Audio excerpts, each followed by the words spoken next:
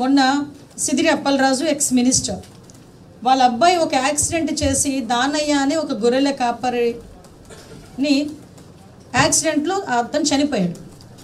ఆ కొడుకుని రక్షించుకోవాలన్న తపనతో వేరే వ్యక్తిని అక్కడ పెట్టి పోలీసులను కూడా మభ్యపెట్టిన కారణంగా అతని మీద కేసు పెడితే చనిపోయిన వారి ఇంటికి వెళ్ళి వీళ్ళు పరామర్శించరండి. ఎవరైతే చంపారో, ఎవరి వల్ల అయితే యాక్సిడెంట్ జరిగిందో, ఎవరైతే కేసుని కొంచెం అంటే దాన్ని తప్పుడు దోవ పట్టించడానికి ప్రయత్నం చేశారో అతన్ని పరామర్శించాలనే నెపంతో బల ప్రదర్శన చేయటం ఒక ఎత్తు అయితే, ఈరోజు ఇక్కడ ప్రతి ఒక్క ఆడబిడ్డే కాదండి, ఇక్కడ కూర్చున్న ప్రతి ఒక్కరు కూడా ఆలోచన చేసుకోవాలి. ఒక మహిళా ఎస్ఐ డ్యూటీలో ఉంది, తన పని తను చేసుకుంటుంది. లా అండ్ ఆర్డర్ విషయంలో ఎక్కడా కూడా రాజీ పడే ప్రసక్తి లేదు, చాలా మంచి పిల్ల.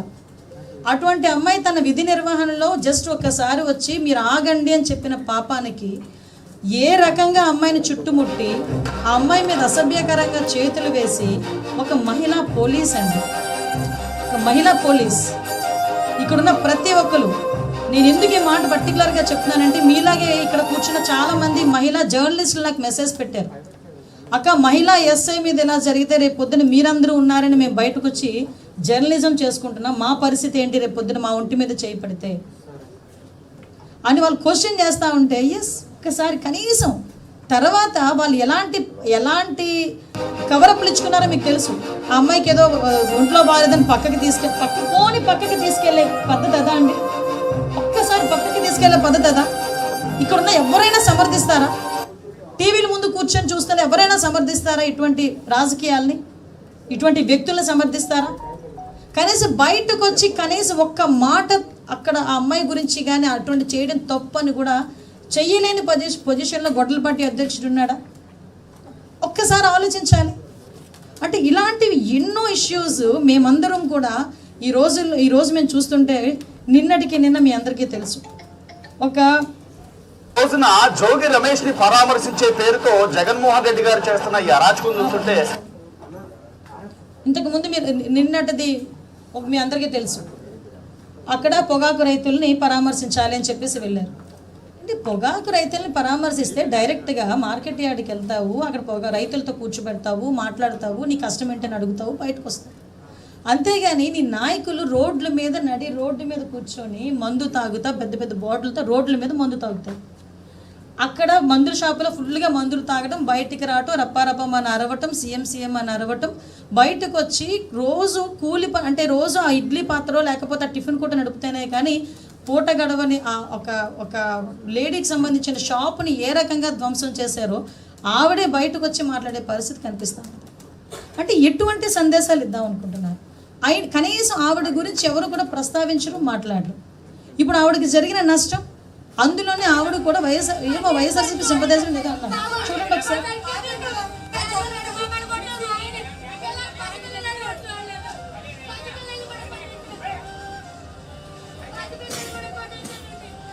ఆవిడ బతుకెంతండి పాపం. ఆవిడ ఏమాత్రం ఆవిడ పరిస్థితి చెప్పండి.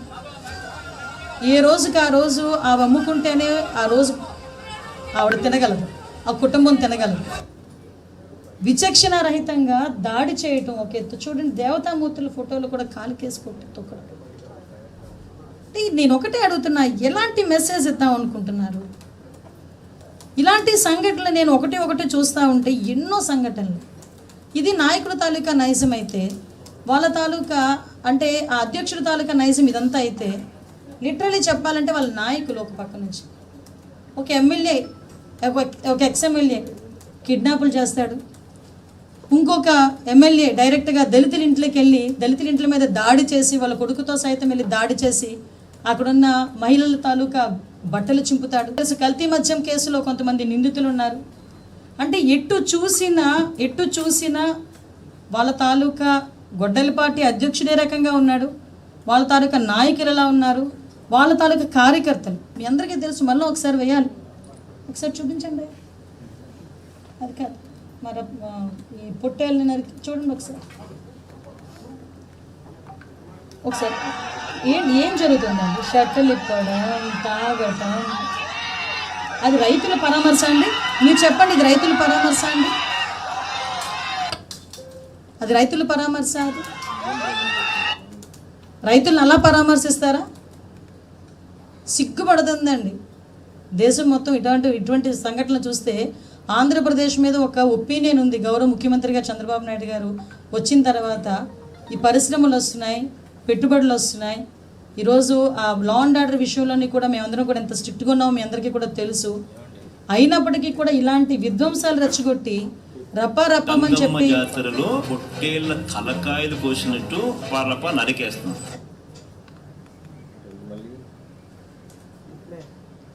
ఒకడేమో బయటకు వస్తాడు, బొట్టన వేలు రక్తం కోసుకుంటాడు, జగన్మోహన్ రెడ్డి ఫోటోకి గొడ్డలపాటి అధ్యక్షుడి ఫోటోకి బొట్లు పెడతాడు. ఇంకొకడు వస్తాడు, పెద్ద కేక్ పెడతాడు పుట్టినరోజు అని. మామూలు కత్తులు, ప్లాస్టిక్ కత్తులు పనికిరావు వాళ్ళకి, పెద్ద పెద్ద తల్వార్లు కావాలి. ఆ తల్వార్లతో గుచ్చుతారు, కట్ చేస్తారు.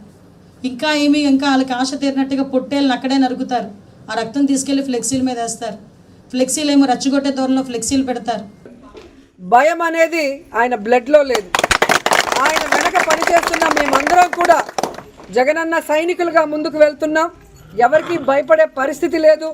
ఎందుకంటే వైఎస్ఆర్ కాంగ్రెస్ పార్టీలో మేము ఎవరు తప్పు చేయలేదు. 5 ఏళ్ళు కూడా ప్రజలకి మంచే చేశాం, నియోజకవర్గాలన్నీ అభివృద్ధి చేశాం.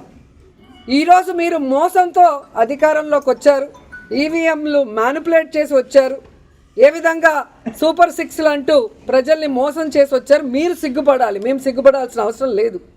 కానీ ఈరోజు టీడీపీ వాళ్ళని హెచ్చరిస్తున్నాం, ఇలాంటి పనికిమాలిన కార్యక్రమాలు మరొకసారి చేస్తే సహించేది లేదు.